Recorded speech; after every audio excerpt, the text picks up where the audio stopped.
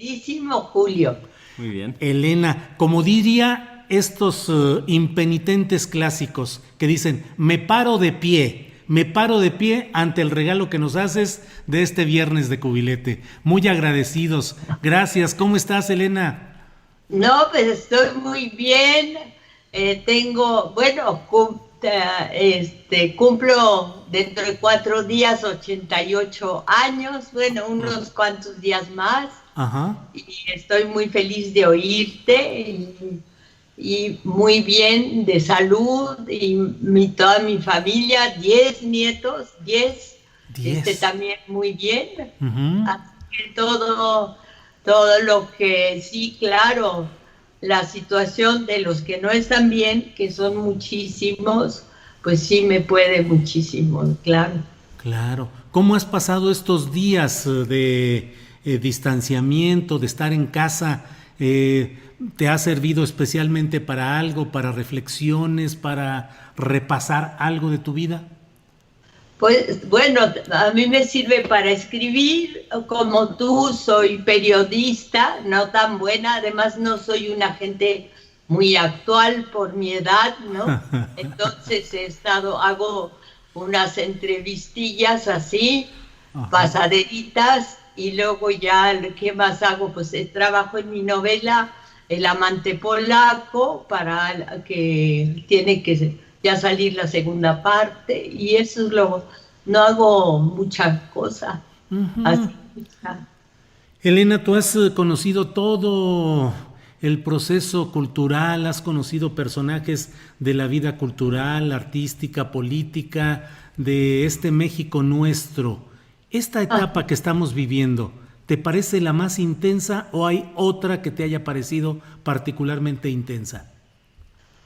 Bueno, yo creo que fue muy intenso el 68, acuérdate, porque la gente estaba muy asustada, las madres de familia, recuerdo a la madre de Álvarez, de Raúl Álvarez Garín, se llamaba Manuelita, que lo buscó con su marido Álvarez Garín en todas las cárceles, en todos los campos militares, y salía en el periódico en la jornada, han pasado 13 días y no sabemos dónde está nuestro hijo, 14 días, así iban aumentando los días.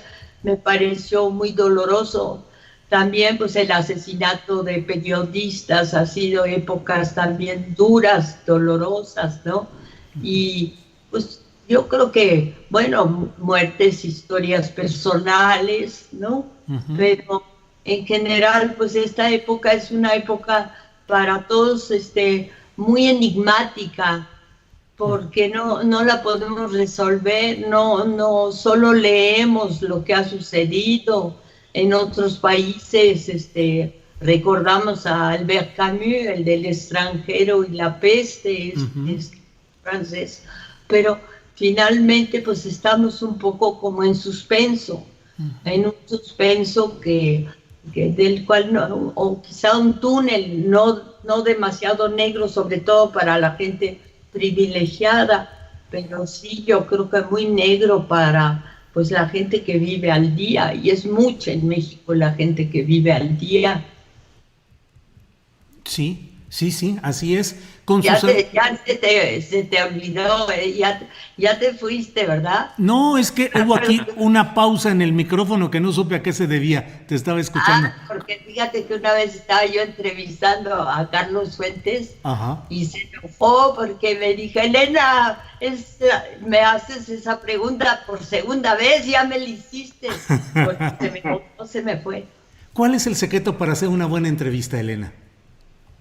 Pues querer a tu entrevistado, que te caiga bien. Ahora, hay entrevistas para obtener una noticia, que es cuando se juntan todos los reporteros encima de un personaje para obtener una noticia, pero en general yo siempre hice entrevistas que en Estados Unidos se llaman profiles.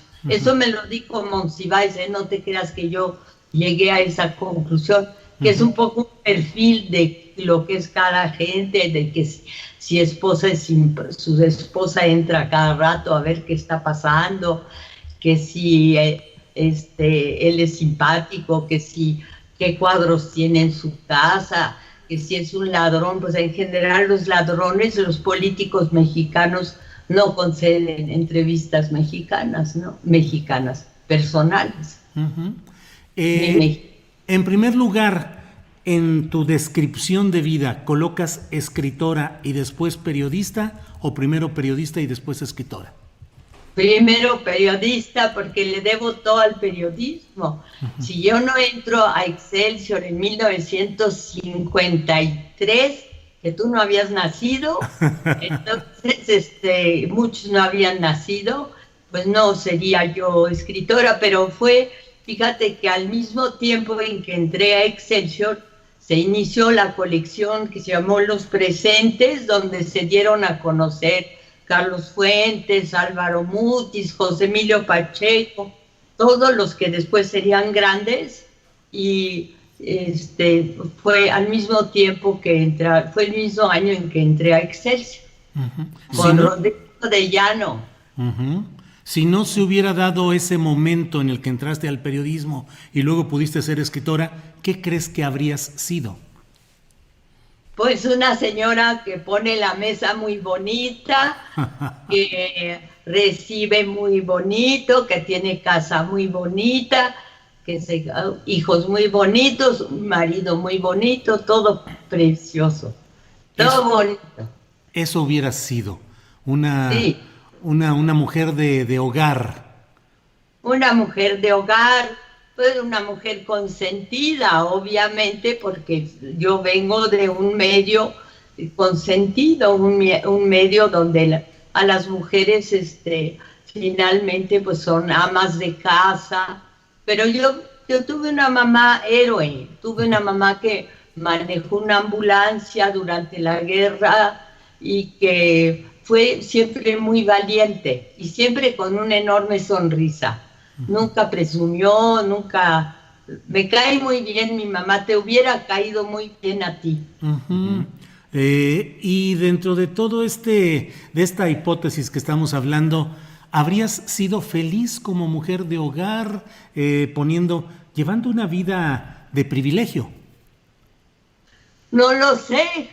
Tú habrías sido feliz si no eres Julio Astillero. ¿Cómo habrías sido? ¿Lo sabes? Híjole, me imagino que algo desesperante y algo poco exitoso. Estaría poco contento conmigo mismo.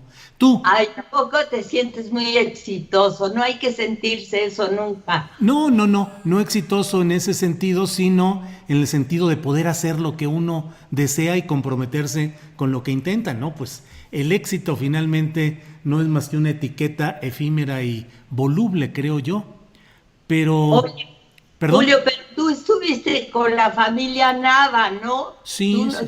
Tú los quisiste a ellos mucho, a doña Conchita, a Luis, ¿sí? Pues particularmente al doctor Nava. Con el doctor Nava sí lo conocí, lo traté en San Luis Potosí. Yo nací en Torreón, Coahuila, en realidad, pero he vivido entre Torreón, Coahuila, San Luis Potosí y la Ciudad de México. Pero sí, claro que conocí bien al doctor Nava, todo un personaje, un hombre con mucha habilidad y conocimiento político. ¿Qué personaje admiras más tú en el terreno político, Elena? Bueno, por ejemplo, acabas de mencionar a Luis Nava. Esa familia a mí me gusta muchísimo, toda la familia Nava allí. Uh-huh. Y personajes, pues obviamente lo que a quien todos admiramos, que es al general Lázaro Cárdenas, ¿no? Uh-huh. Y obviamente te tengo que decir que yo sí he acompañado mucho a Andrés Manuel López Obrador. Uh-huh. Lo acompañé porque me vino a buscar, lo cual me dejó muy sorprendida. Uh-huh. Porque, ¿y cuál fue tu impresión en esa primera visita con López Obrador?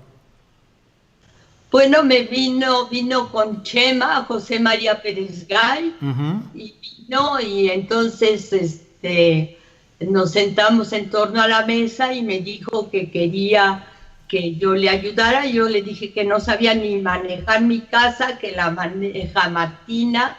Me dijo que no importaba, y a partir de ese momento pues me pedía en las grandes manifestaciones que yo hablara. pero yo no sé arengar, yo decía lo poquito que podía decir, ¿no? ¿Y cuál es tu valoración de la estancia de Andrés Manuel López Obrador en la presidencia de México? Pues ahorita lleva poco tiempo, no se puede, sería difícil hacer un juicio. Ahorita, en este momento, pues me tiene preocupada, muy preocupada los ataques a López-Gatell, porque me parece que yo lo veo, lo oigo y me convence y me conmueve, entonces no puedo compartir críticas y sí me parece que no es el momento, ¿no? Que es un momento muy difícil, muy frágil políticamente, que todos debemos cuidar. ¿Cuál es el aspecto más difícil que ves en la conducta de López Obrador? ¿La terquedad, su aferramiento a ciertas ideas? Sí, y luego que otros, bueno, lo que se dice, pero yo solo repito lo que se dice, que no oye a los demás, ¿no? Pero finalmente su terquedad fue la que lo llevó a la presidencia de la República. ¿Te sentiste tentada a ser candidata a diputada, senadora, algún cargo político? No puedo, qué bueno. Mira, yo no tengo ningún dote. Me cuesta trabajo hablar en público, no tengo ninguna de las dotes necesarias para eso. Y luego, mira, amo mi oficio, amo lo que hago, amo escribir, así que no, yo creo que lo haría de la patada y no le haría ningún bien al país. Yo quiero servirle al país, se oye así como, ay, horrible, como del diputado, pero sí es cierto, pero creo que lo puedo hacer mejor escribiendo escribiendo aquí, ¿no? No, a mí no me gusta nada la esfera pública, ¿sabes? ¿Eres retraída, eres introvertida? Sí, mamá era tímida y yo creo que también yo lo fui, lo soy. Pero tu figura estuvo en el centro de zócalos llenos de gente ovacionándote. ¿Qué sentías? Pero antes me persinaba, no sé. Ay, sí. Pero fíjate que la gente así suele ser muy cálida. Una vez me desmayé y no sabes cuánta respuesta de tómese esto, venga para acá, cuídese. Bueno, también fíjate que el pelo blanco te ayuda mucho a la simpatía. Porque nosotros tenemos, bueno, ya va a ser el Día de las Madres en unos días, pero sí tenemos mucha tendencia al respeto, sí lo tenemos, al respeto a los viejitos, al respeto a la gente que... Yo creo que la imagen del desvalimiento que puede dar una viejita, pues es muy respetada, ¿no? Claro. Es hasta querida. Sí. ¿Alguna vez has pretendido o intentado hacer ensayo político? Bueno, siempre lo hago a partir de la voz de los otros, a partir de los demás. Lo hice en la noche de Tlatelolco, reuniendo los testimonios de todos los estudiantes que en esa época estaban muy temerosos de dar su verdadero nombre.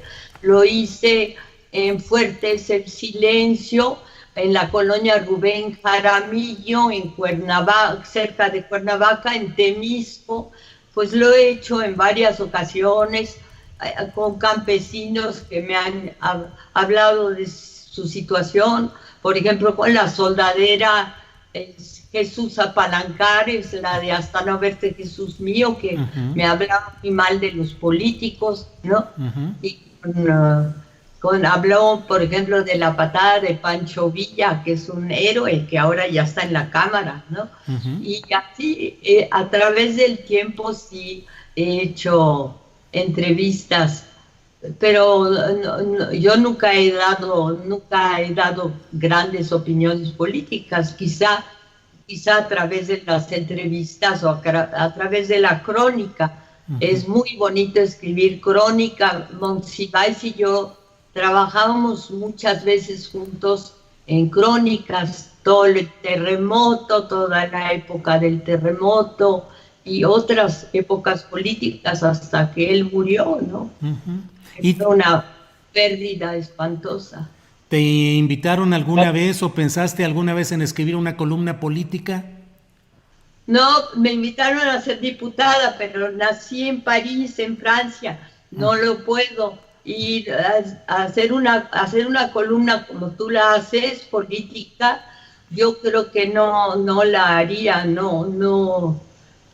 Yo me inclino más, si te dice algo eso, hacia la literatura. Me gusta mucho oír a la gente, eso sí, pero me gusta mucho la poesía, me gusta mucho la literatura, pero de tanto, fíjate que te puedo decir una cosa medio triste. Yo siento que a los periodistas hay un ninguneo muy grande hacia ellos, ¿no? No, es una pinche periodista, ¿no? Lo he oído decir miles de veces, porque te ocupas del diario que hacer o acontecer y porque finalmente escribir necesita, no sé, hay un ninguneo y un desprecio. Así es.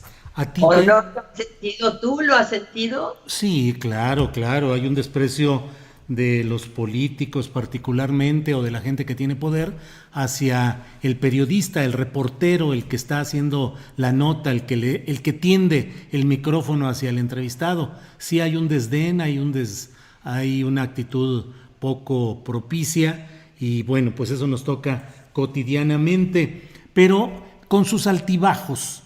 ¿Has sido feliz, Elena? Sí, he sido feliz. Mira, tengo 3 hijos espléndidos. Tengo un hijo que tiene un doctorado en física. Tengo Paula, que te encantaría, que te haría reír, que es simpática y muy bonita. Tengo a Felipe, que es un alma de Dios, buenísimo. Sí. Sí, he sido muy feliz y además he tenido mucho, he recibido mucho. México a mí me ha dado muchísimo. Yo creo que si me quedo en París o si me quedo en Francia o en Estados Unidos, porque también tenía posibilidades de trabajar y estudiar allá, nunca hubiera recibido lo que he recibido en este país, ¿no? Me ha dado una bandeja inmensa de frutas, como la que Lupe Marín le llevaba a Diego Rivera, y Diego Rivera agarraba una piña, así se la comía a mordidas. ¿Qué te enamoró de México? A los 10 años me enamoraron, yo viví en la calle de Berlín. Viví en la colonia Juárez, en las colonias esas donde todavía había castillitos, casi con torreones. Y bueno, piensa que mi mamá es Amor, mi mamá es Paula Amor, es mexicana, ¿no? Mi abuela era Elena Amor de Iturbe, también mexicana. Entonces tengo toda una rama mexicana. Así que aprendimos español en 3 días, 3 meses, mi hermana y yo, en la calle. Yo hablaba hasta muy tarde para todo, decía yo vide en vez de yo vi, decía miles de palabras chuecas. Me cuesta trabajo decir ciudad, siempre digo ciudad. ¿Dices ciudad? Ciudad. A ver, tú dices ciudad. Ciudad. ¿Y tú? Sí, pero no hay que decirlo así. No así de despacito, pues se dan cuenta de que lo dices mal. ¿Y problemas para escribir en español los tuviste pensando en otro idioma o siempre has sido...? No, porque era una niña a los 10 años aprendes un idioma rapidísimo.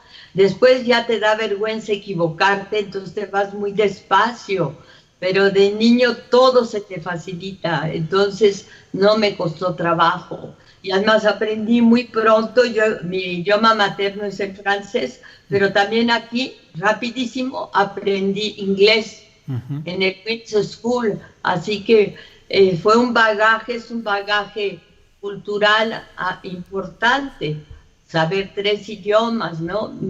Y ahora que estoy tan vieja, fíjate que muchas palabras, tengo un diccionario en francés, las busco en francés, fíjate, es el círculo, el círculo que termina, sabes que voy a regresar quizá a mi infancia. A tu infancia. En esa infancia y en tus primeros años de juventud, ¿pensaste en que pudo haber sido mejor la vida de aristocracia de la que venías que en un México hermoso, pródigo, pero lleno también de salvajismo y de barbarismos? Pero es que a mí me tocó un México maravilloso, me tocó un México de gente muy cálida, de pirámides de naranjas que las vendían en la esquina, te hacían un jugo de este tamaño que te lo bebías como si fueran los rayos de sol. Me tocó un México extraordinario y la gente en la calle, pues ser güerita no sabes lo que significaba. En Francia importaba un cacahuate, pero aquí me güereaban los albañiles y güerita, en la calle todo el mundo era, pues como yo sentía mucho amor, una actitud muy cálida. Me sentía muy bendecida de vivir en México, ¿no? ¿Y cómo se transita de una historia de aristocracia como la tuya hacia una vida en las calles de México, en los mercados, con los albañiles diciéndote güerita? Pues yo creo que son más aristócratas los que están en los mercados y los que me decían güerita que muchos de los que yo conozco. Lo he sentido. Yo creo que la aristocracia está además no sería aristocracia, sería finalmente el sentirse bien en este mundo, ¿no? ¿Crees en la aristocracia? ¿Perdón? ¿O tú crees? Vamos a hablar de Maximiliano y Carlota.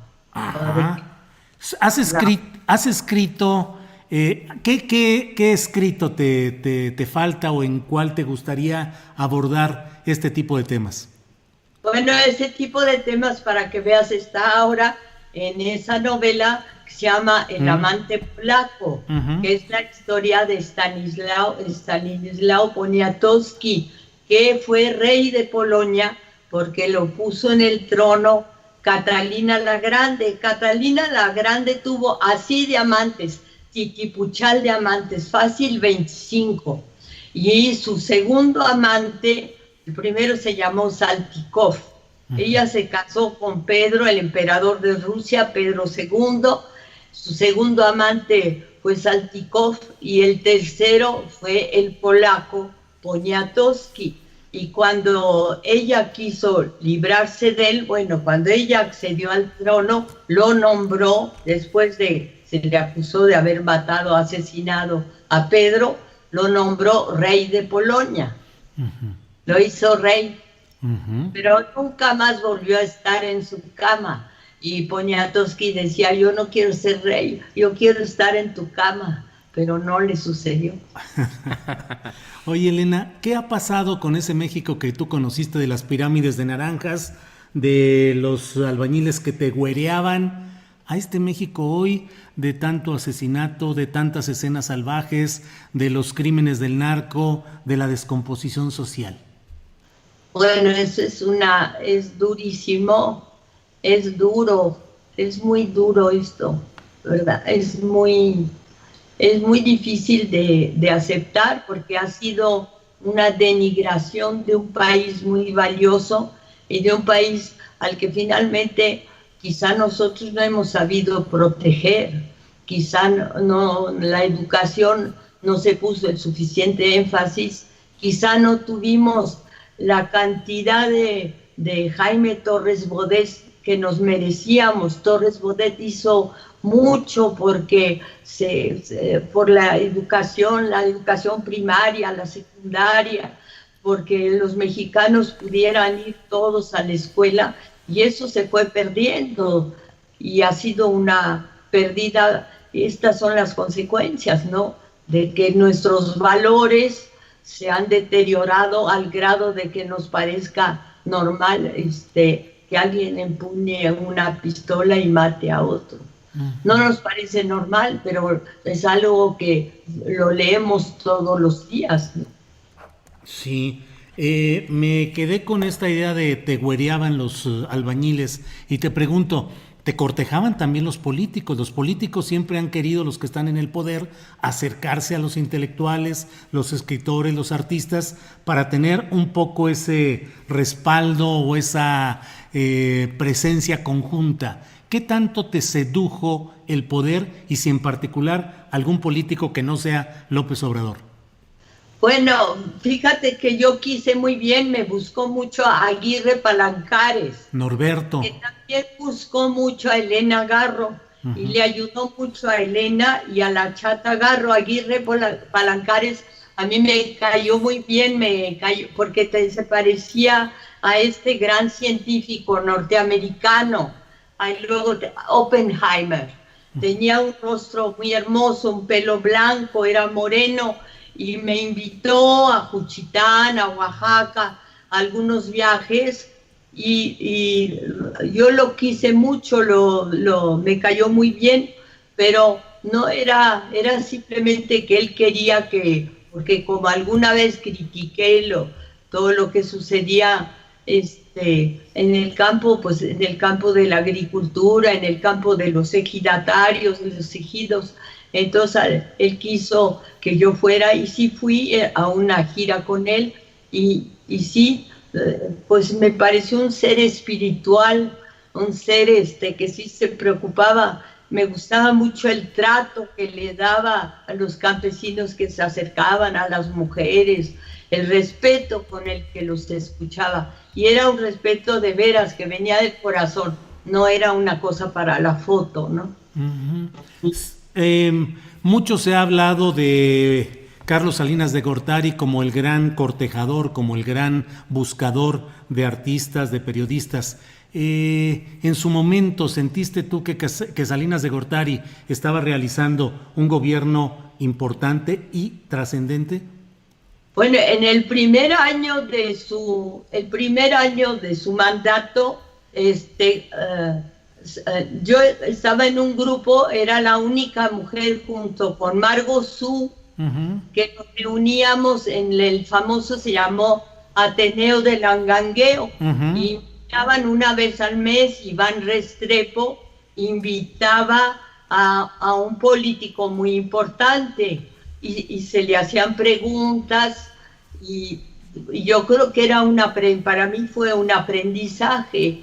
Yo creo que a mí me llevó allá Carlos Monsiváis, y me gustó mucho conocerlos, oírlos, en general todos muy, muy atentos. Allí, y allí fui allí conocí pues a los presidentes de la República más de cerca, porque era una mesa de 8 o 10 periodistas. ¿Y te pareció el gobierno de Salinas algo...? Pues llegó Salinas, y Salinas bien que tiene una mirada súper inteligente, una mirada muy alerta. Lo llevó Aguilar Camín. A mí obviamente me halagó porque llevaba el libro de Tinísima para que se lo firmara o para decirme que lo había leído, y me pareció un hombre inteligente. Y bueno, obviamente, claro que es inteligente, nadie que llega a la presidencia es tonto. Me pareció inteligente, y además cuando murió mi marido, Guillermo Haro, de inmediato se comunicó muy preocupado, y le colgábamos cada vez que hablaba que de parte del presidente, colgábamos, hasta que a la quinta vez ya tomé la llamada, y era él para decir que se preocupaba, que quería que luego entró de inmediato Guillermo a la rotonda de los hombres ilustres. Supongo que me dirás, sí, perdón. No he dicho nada.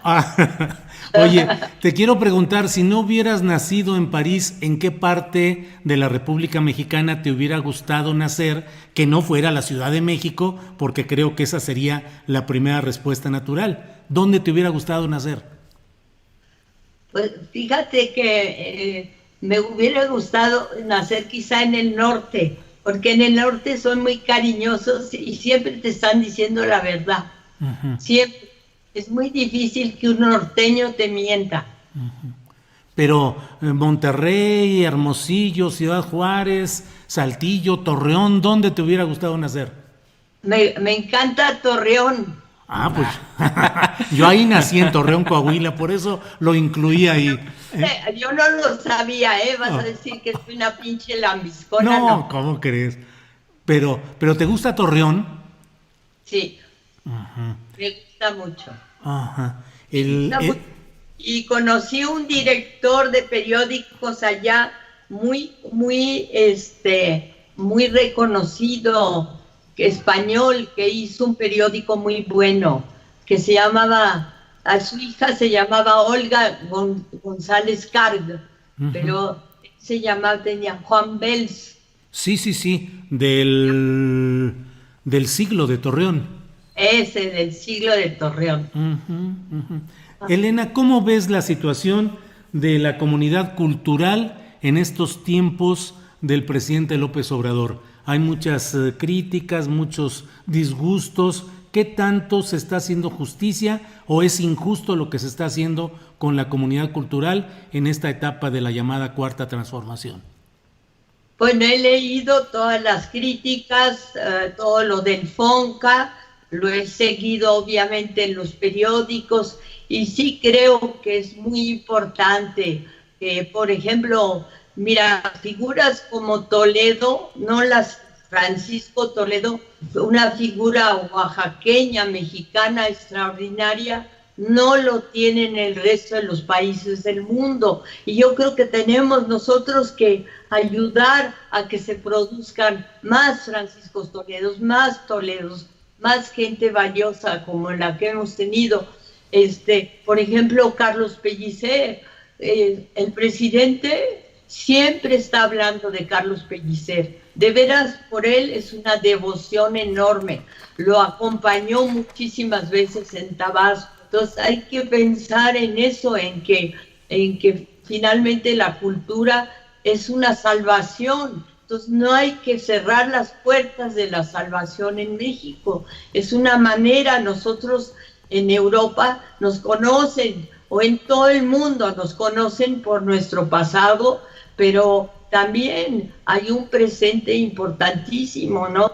Esa frase de Alfonso Reyes que decía, todos lo sabemos entre todos, y que para ser universal hay que ser generosamente nacional. Todas esas cosas son importantes. Yo creo que, por ejemplo, un personaje como Benito Juárez, pues no lo tiene ningún otro país, ¿no?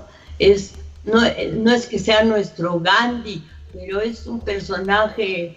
Tenemos gente valiosísima que la tenemos que respetar, enseñar, rescatar, divulgar, y eso es lo que hace finalmente pues el solo hecho de ir a la escuela, y la escuela pues es parte de la cultura, o si quieres la cultura es parte de la escuela.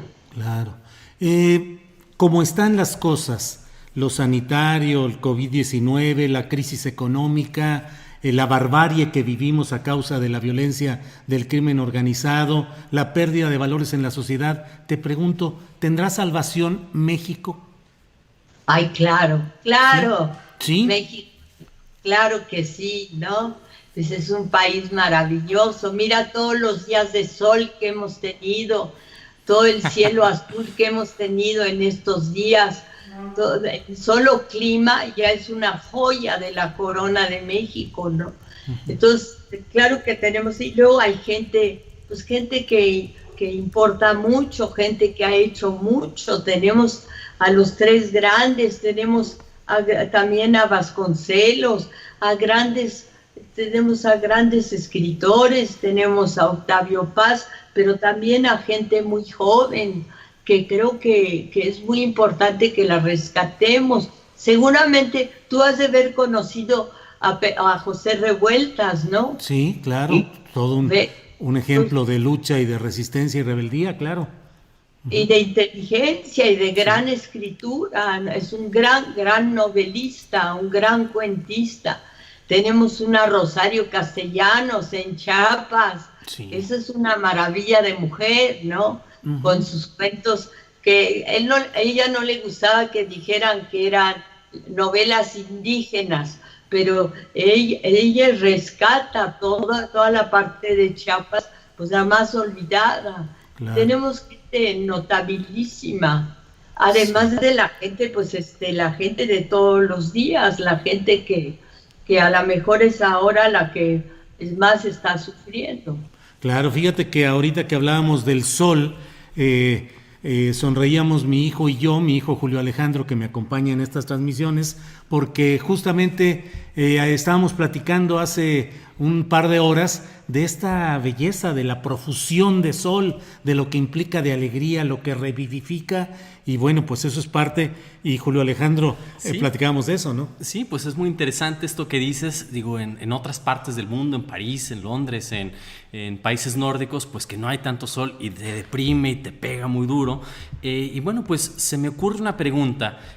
Tú que ya tienes más años de experiencia, que eres una literata, una intelectual, una científica social, ¿qué recomendaciones podrías tener para los jóvenes, para gente un poquito más joven en sus años 20, en sus años 30, sus pequeños años 30? Hablas mucho de trabajar, hablas de viajar, hablas de saber cómo expresar nuestras propias emociones. ¿Qué deberíamos hacer nosotros los jóvenes? Bueno, me da mucho gusto oír la pregunta de un joven, pero yo creo que, ¿sabes lo que? Yo creo mucho en oír a los demás, preguntar a los demás. Y a mí se me facilitó muchísimo eso cuando me hice periodista, que estaba bien chava, porque, ¿sabes lo que me ayudó mucho? Ser chaparrita, porque me metía por todas partes, nunca nadie me tenía miedo. Iba a un lugar, un accidente o en el terremoto, por ejemplo, en el 68, preguntaba yo a la gente qué opina de lo que vio, pero también luego me hacía amiga, podía ir a sus casas, me invitaban.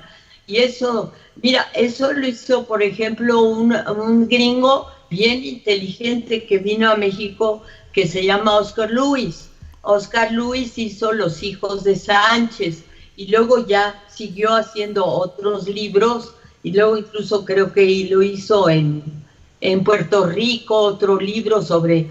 Y la gente, bueno, él decía que era doctor en antropología, en sociología, pero no era médico, pero le decían doctorcito y él recetaba aspirinas o lo que fuera, inocuo, pero sí es... Entrar en la vida de los demás es tu propia salvación. Entrar a escuchar, no solo a escuchar, a hacer tuya lo que le sucede a los demás, porque entonces te olvidas más de ti mismo, te olvidas de que si dicen, ay, no te pases la vida diciendo, ay, me hicieron, ay, no me dieron, ay, me olvidaron, que es lo más daño que puede hacer a uno, ¿no? Las mujeres tenemos un poco tendencia a sentirnos víctimas, ¿no? Y la victimización, pues es como una forma de tortura, además de ser lo más idiota que pueda haber, ¿no?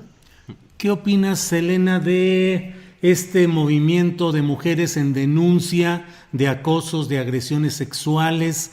¿Qué tanto ha significado? ¿Cómo lo ves tú a lo largo de la historia que has vivido? Y si crees que esto es una especie de revolución que va a transformar muchas cosas en las sociedades. Espero que transforme muchas cosas, lo espero. Yo admiro muchísimo a las mujeres. Te puedo decir que me considero feminista.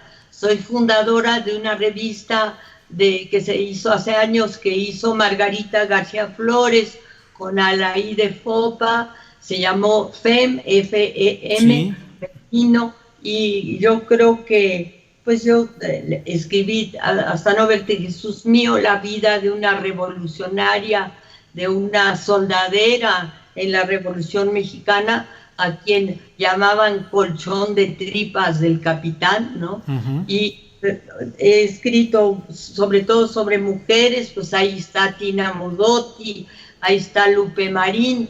Entonces sí, estoy completamente del lado de las mujeres y admiro muchísimo a Marta Lamas, es una que dirigió FEM, y que dirige, ay, fíjate qué horror, se me fue lo que ha dirigido, pero ella ha hecho muchas cosas a favor de la mujer en México y de la salud de la mujer en México y el futuro de la mujer en México. En términos generales, literarios, personales, políticos, cívicos, ¿cuál es el momento más oscuro o más difícil que has vivido, Elena? El momento más difícil que he vivido, creo que fue las consecuencias del 68, el ir a la cárcel, pero fíjate que también viví un momento triste que sentí que había mucho fariseísmo, mucha hipocresía en el 58, que estabas chiquito. En el 58 metieron a los ferrocarrileros a la cárcel, los metió Adolfo López Mateos, y había una gran, se decía que López Mateos había sido vasconcelista, era amigo de Gabriel Figueroa, había una gran esperanza por de Rubén Jaramillo. ¿Qué? De Rubén Jaramillo también. Y resulta que de repente manda matar a Rubén Jaramillo, que lo acompañó, creo, Carlos Fuentes. Bueno, no conoció él a Rubén Jaramillo, no acompañó. Y todo esto, para mí esos momentos de sorpresa, de decir cómo es posible que esto haya sucedido, ahí sí fueron épocas dolorosas, ¿no? Las épocas de descubrir que la gente o la persona en la que tú creías no es lo que es. Pues te mintió, te falló, ¿no?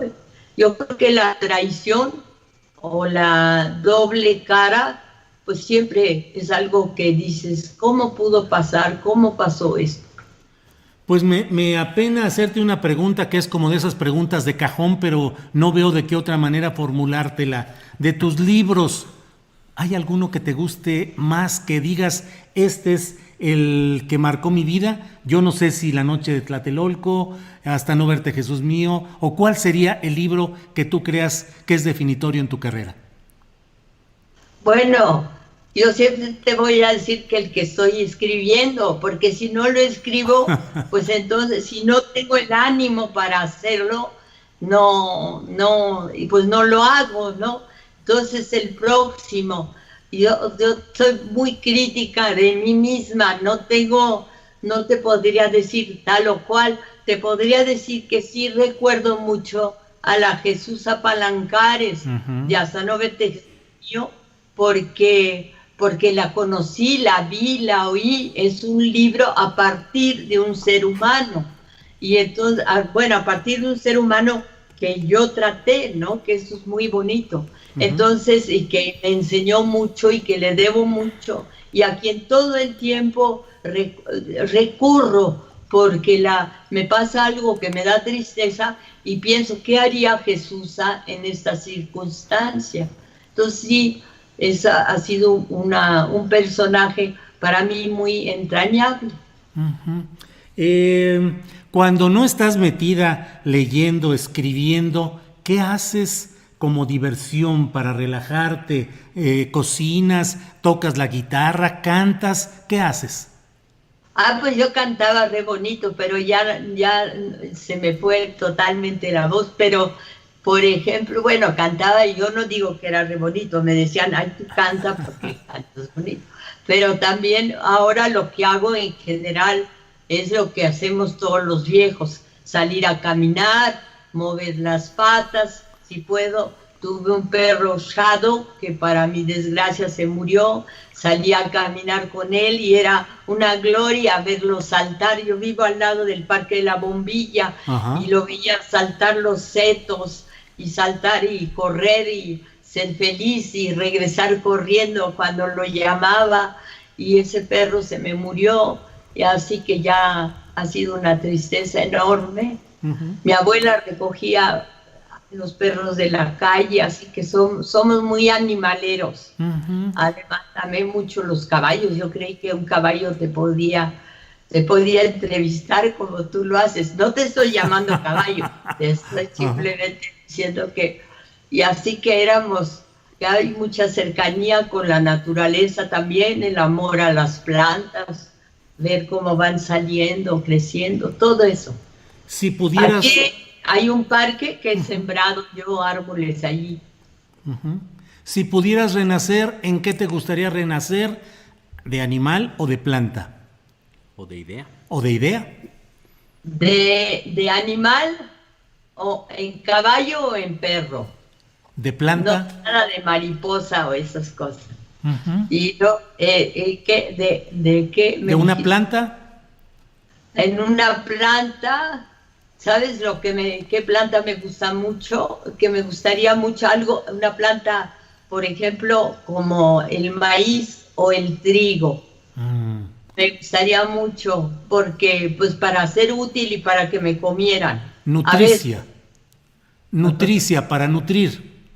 Nutrir y servir de algo, ¿no? Y si... Aunque también yo creo en las rosas, ya ves lo que dijo Pellicer, aquí no pasan cosas de mayor importancia que las rosas. Claro. En idea, si pudieras renacer o expresarte en una idea, en un concepto filosófico, ¿cuál querrías que fuera?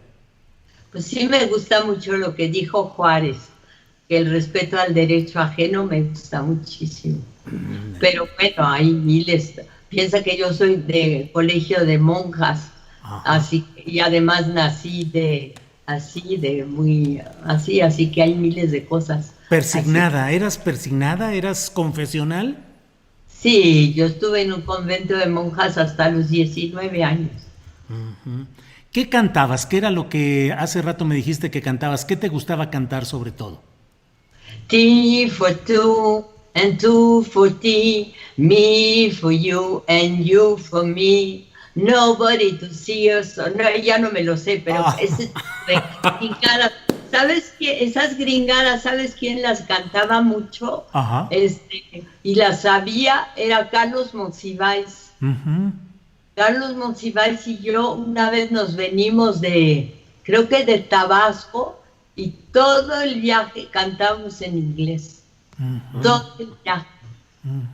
Él ponía muchísimos discos y cantaba.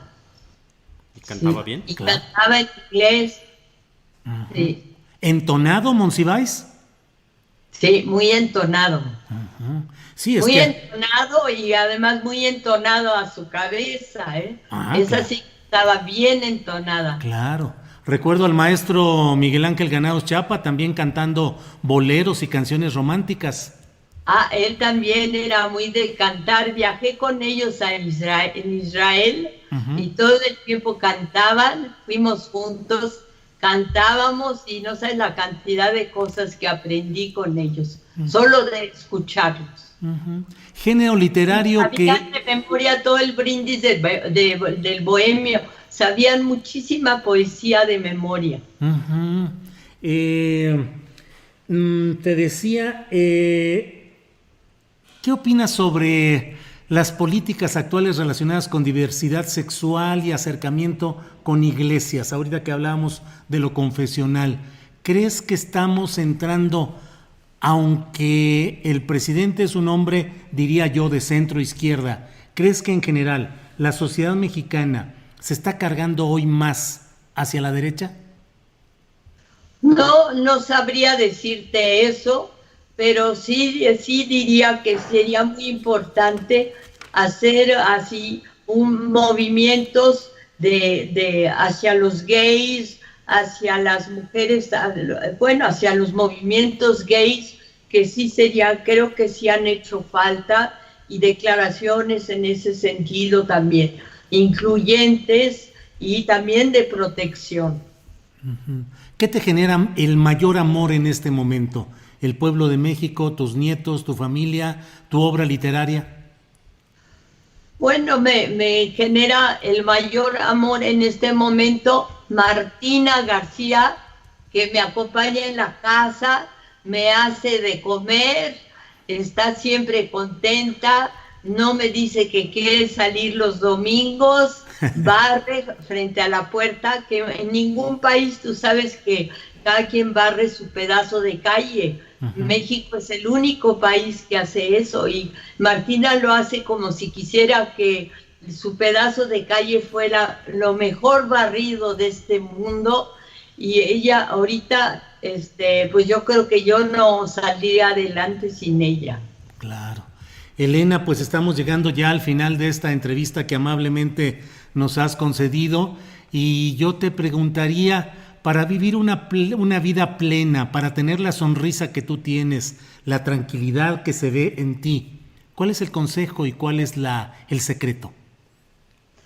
Pues yo creo que el secreto bueno, qué bueno que veas todas esas cosas en mí, y te lo agradezco mucho, pero yo creo que el secreto finalmente es en la vida encontrar pronto cuando eres joven.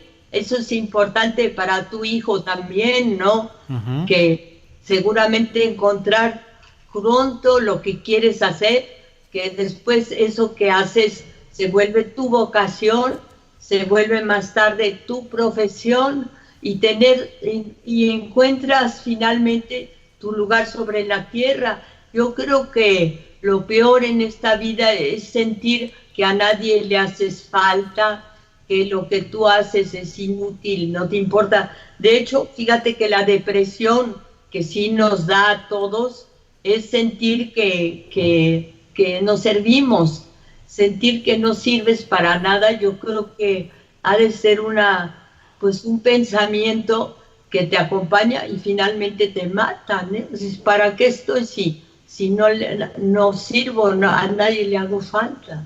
Claro. Pues Elena, muchas gracias por todo, por tus textos. Yo no te veo, no sé dónde estás.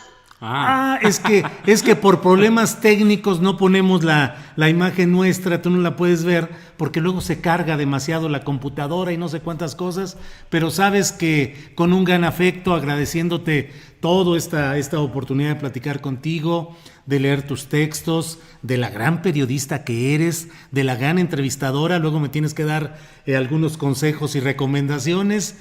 ¿Cómo te va a dar consejos? Y pues por todo lo que eres. Y yo, a la hora de presentar esta entrevista contigo, dije la gran escritora y ciudadana y ser humano, porque más allá de que seas la gran escritora que eres, creo que has sido una gran ciudadana y un gran ser humano. Muchas gracias por todo lo que nos has dado, Elena. Muchas gracias, Julio. Muchas gracias a ti. Gracias. La próxima te la hago yo a ti. Esa sí va a estar bien hecha. Muchas gracias, Elena. Gracias. Gracias. Hasta luego. Gracias de nuevo, Elena.